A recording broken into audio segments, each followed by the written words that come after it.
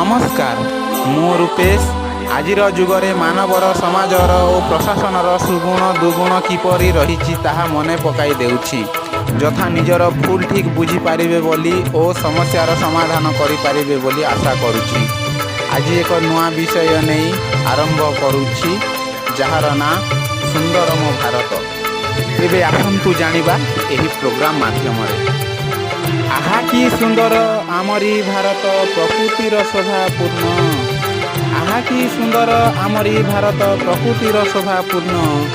ଭରତ ଋଷିଙ୍କ ଭାରତ ଏ ଦେଶ ରହିଥିଲା ଦିନେ ସ୍ୱର୍ଣ୍ଣ। ଯେଉଁ ଦେଶ ଆମ ମଣିଷ ରୂପରେ ଜନ୍ମିଥିଲେ ହରି, ଭାରତ ମାଟିରେ ଜନ୍ମ ହେଇ ରାମ ରାବଣକୁ ଥିଲେ ମାରି। ବିଷ୍ଣୁଙ୍କର ଏଇ ପ୍ରିୟ ସ୍ଥାନ ବୋଲି ଭାରତରେ ଜନ୍ମ ନେଲେ। ଚାରିଦିଗେ ପ୍ରଭୁ ଚାରିଧାମେ ରହି ଭକ୍ତଙ୍କୁ ଦର୍ଶନ ଦେଲେ। ଚାରିଧାମ ହେଲା ରାମନାଥ, ଦ୍ୱାରିକା, ତୃତୀୟରେ ବଦ୍ରିନାଥ, ଚତୁର୍ଥରେ ପ୍ରଭୁ ଓଡ଼ିଶା ମାଟିରେ ପୂଜା ହେଲେ ଜଗନ୍ନାଥ। ଯେଉଁ ଦେଶ ଆମ ଜାତି ଧର୍ମ ଭାଷା ଭିନ୍ନ ସବୁ ରହିଅଛି, ତଥାପି ଏକାଠି ରହିଅଛୁ ଆମେ, ଅସୁବିଧା ନାହିଁ କିଛି।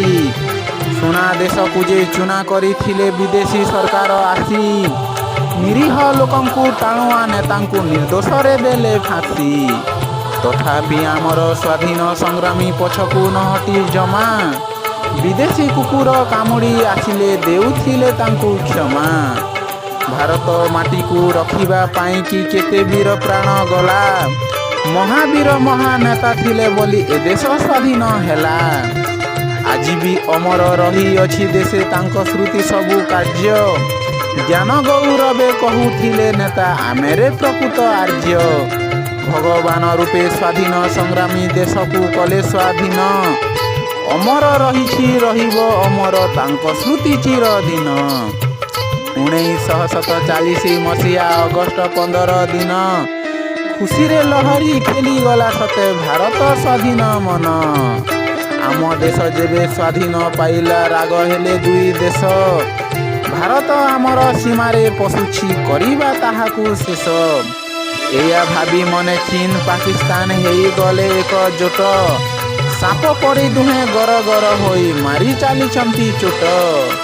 ବହୁଦିନ ହେଲା ଆମରି ଦେଶକୁ ପକେଇ ଚାଲିଛ ଆଖି, ସୀମା ବିବାଦରେ କଥା ଯଦି କହ ପଶିକି ମାରିବୁ ବାକି।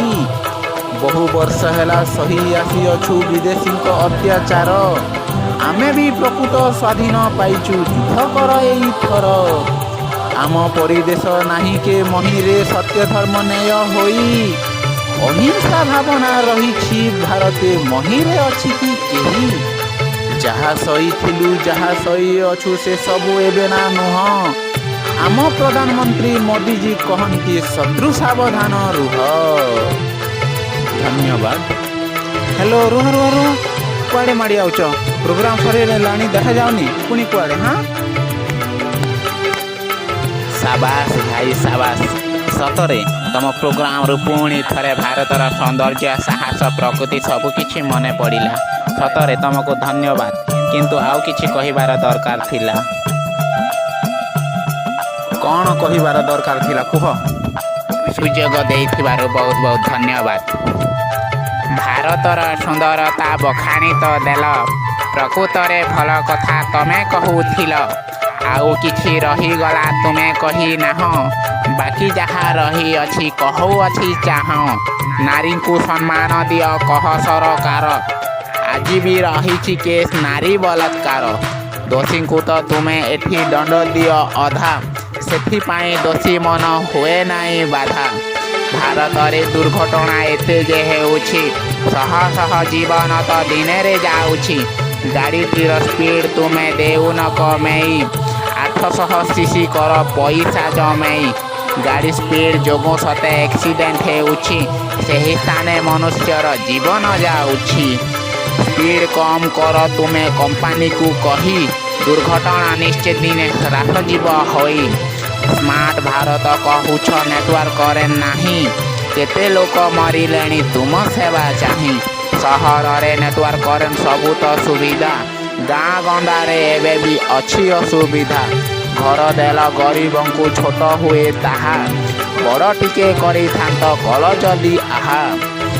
ବିବାଦ ଉପୁଜେ ଆଜି ରାଜ୍ୟ ସୀମା ନେଇ। ବୁଝାବୁଝି କରୁନାହ ସରକାର ହୋଇ।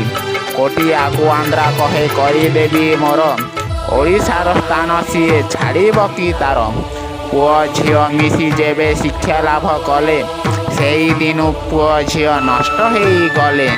ଶିକ୍ଷା ଅନୁଷ୍ଠାନରେ ବେଶୀ ଶିଶୁ ହେଲେ ନଷ୍ଟ। ଏକଥାକୁ ଧ୍ୟାନ ଦେଲେ ଜାଣିବ ତୁମେ ସ୍ପଷ୍ଟ।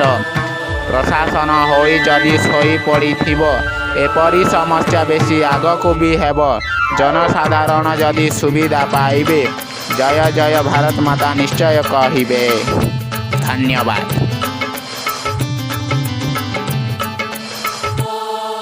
ଧନ୍ୟବାଦ। ଆଉ ଏକ ନୂଆ ପ୍ରୋଗ୍ରାମ ଖୁବ୍ ଶୀଘ୍ର ଦେଖନ୍ତୁ।